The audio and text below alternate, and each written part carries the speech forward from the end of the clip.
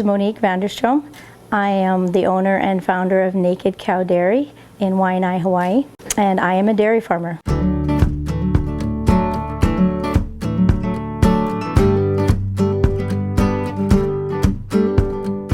We're a dairy farm. We milk cows, and we produce dairy products such as cheese and butter and yogurt, and we're working on producing ice cream as well.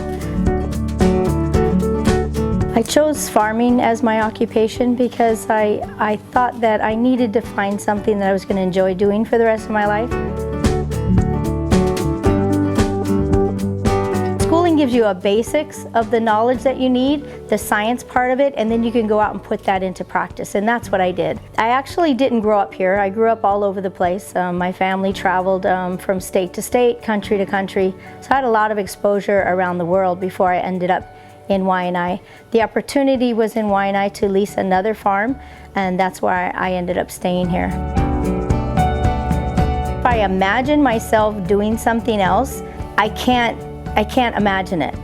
Being out here in the country, on the farm, outside, and I can walk outside and look at the cows and pet the cows and feed the cows and do what I want to do on my own terms as far as my farm.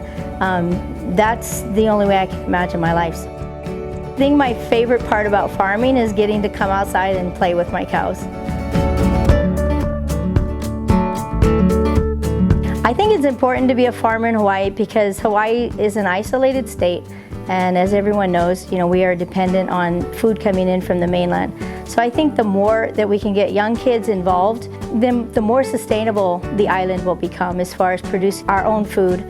I know the generation of dairy farmers before me had no young farmers coming into the dairy business, and that's why there's only one farm on the island of Oahu. So I think getting younger kids involved and bringing them to college and getting them to study dairy science or any kind of science as far as agriculture will help the state become more sustainable in the long run. We can't end with this generation of farmers.